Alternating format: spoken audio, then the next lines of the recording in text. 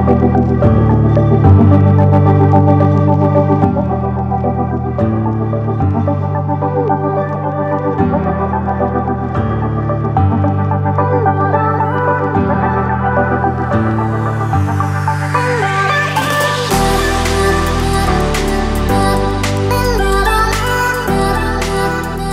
so welcome to the very first load of balls tested by the average golfer. So it's been a long time in the making, but I finally got here, and the first episode of my ball testing starts right here and now, and it's the Bridgestone B RXS model. It's not quite the one Tiger's using, but it's going to be a very, very popular brand. It's not available in the UK, I think, until mid-February. I think it's been available across, certainly in the US, from sort of, I think, October last year. So many of you from the US will have played it, but unfortunately UK golfers not as yet, but very, very soon. Anyway, the RXS ball, it's aimed at what Bridgestone are saying is low to mid handicappers. It's those who want distance and feel. It's a 338 dimple design. And let's get into a little bit. I'm going to keep these very, very simple in terms of technical spec, but I'll give you a little bit of blurb from Bridgestone. In both two models, the RX and the RXS, the pattern provides more surface coverage of dimples to help slow rotation of the ball and increase consistency / forgiveness. Okay, so that's an interesting one. It's a urethane cover, it's a soft urethane cover, and it's a three-piece ball. Okay, so we're going to start, and this was back in sort of, I think it was October, November of last year, with some dry ball data. That's the first thing I want to do. Let's have a look what happened in controlled environment. All these numbers I've got are from TrackMan, and two things to mention. The club that I used was the 7-iron and the pitching wedge from the TaylorMade P770 irons, so not particularly strong or lofted, but that's the numbers I used for this part of the test. Here come the numbers, and let's have a quick look. Okay, so first up, if we throw out the numbers for the pitching wedge, very, very consistent. And what I tried to do with this was achieve, don't forget, everything is all about strike, in particular with golf ball testing. It's open to, it's very subjective, but what I tried to do is record as much data, similar data as possible for the test, so it can have a consistent ball strike, and they're obviously trying to achieve consistent results. So ball speed, 88.8 mile an hour with a pitching wedge. Carry distance remained consistent, strike was consistent, total carry was consistent, as was launch. So I managed to keep all those parts of the data the same. And the real thing with pitching wedge for me, in particular, apart from obviously seeing those consistencies and distances, was the spin rate. And let me tell you, this was a very high spinning golf ball. For those of you who watch my videos, I don't put a great amount of spin on a golf ball, but believe me, in this instance, 10-4 on a pitching wedge was a lot of spin. That's the first point. Next point, we went to 7-iron. Let's have a look at what the 7-iron numbers did. Okay, so slightly longer club in hand, a little less consistent in terms of the strike from me, so ball speed varied a little bit. Carry distance remained fairly constant, as did the total yardage. And again, these numbers with that particular P770 iron and the way it's lofted, they're the kind of numbers I would expect to achieve, so all stayed fairly constant. But once again, the noticeable thing for me was the spin number. And I repeat the message I said earlier, 5.6 spin on average across those 5 shots, and one in there, well, there's a 5.890 and a 6.380. There's just one dropped out at 5,000. Again, I'll be down to strike. Shows that this ball does a lot in terms of performance if you're looking for spin. That I can see from those two numbers, at least in dry ball data. But now we've got to take the golf ball out on the course. So the first thing is, I had the fortunate opportunity to go to Almenara Golf Resort in Sotogrande with Glencore Golf, and I managed to get some ball testing done out there. First test that you're looking at now is me hitting in, it's about 105, 108 into this flag. Into a little bit of wind, so we'll have an impact on spin, and slightly uphill. But you can see from the reaction there of both those two balls that have been hit in, there's a huge amount of spin being impacted. Now, I'm not suggesting in a 100% positive way, because you've got to control that spin, and as you can see where my balls have finished up, they're a long way from the flag, and in my case there, spin has not proven to be my friend. But next shot's in, I'm going to have a look at, again, short of the green, 20 yards short of the green, maybe a sort of 40-yard pitch shot. Once again, what I liked about the RXS is the way it's reacted in these kind of spin shots.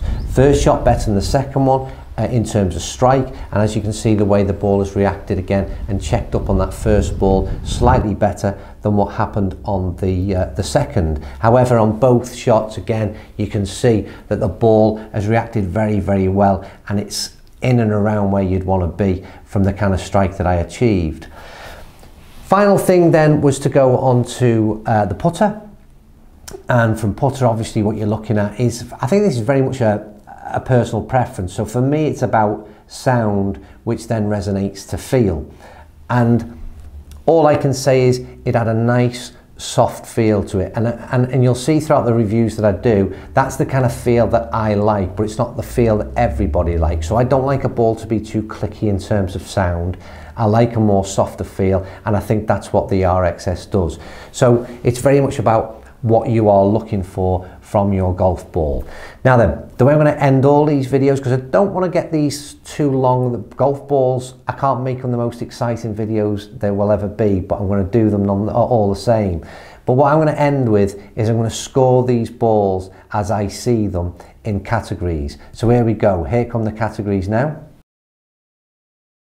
Okay, yeah, so that's my categories, and that's how I'm going to score these balls. I'm going to get stuck straight into dry ball data, so how it performed and what I'd expect it to do in terms of, I've been testing golf clubs at least for the last 18 months or so. I know what I'm looking for in terms of 7-iron and pitching wedge, in terms of what I normally achieve in terms of spin, and it performed very, very well indeed. Like I said, an average of over 10,000 spin with a pitching wedge and 5 and a bit spin. 5,500 spin with a 7-iron is really, really good numbers for me. So I can't do nothing, but perhaps I could have achieved a better number in terms of spin and give it a 10 out of 10 if it had got me up and around the 7,000 revs with the 7-iron. But realistically, like I've said in all this test, it's important to remember that's down to my strike and nothing to do with the golf ball itself. Right, next up is feel. Again, a very, very personal thing. It's a message that I think that runs through all of this. Golf ball testing is very, very subjective if you ask me, but my personal thoughts on feel was I loved the way it felt. I liked the kind of soft feel when I was putting, and I liked the interaction and the sound between club and ball on the longer irons and the pitching wedge and such like in and around the green. So again, I really liked the feel. It was a real thumbs up for me, but like I said, I think it's very much down to the individual on what you like to hear and feel from a golf club. But for me, I'm scoring this one yet again a 9 out of 10. Big score on this for the RXS so far. Now, next category is value, because I think this is mega important. We often forget about price of things, and I think with golf balls, on the basis of we average golfers, we lose a few, then I think value for money has also got to be considered. This golf ball is going to retail at $38.99. That's the RRP price for the UK. I don't know what it translates to in terms of what's being sold in the US market at the moment, but that's the RRP price for the launch in February. So for me, that's a premium price golf ball. I understand why it's a premium price golf ball, because it's exactly that. But for me, it's still on that steep side. I'd like to see that brought down for the average golfer to access this kind of quality of ball. But it is right up there with the sort of top 4 or 5 golf balls in terms of price per dozen, but arguably it's right up there in terms of performance as well. So I understand why they charge it, but I'm going to have to mark it down on value. I'm going to give it a 7 out of 10 in terms of value.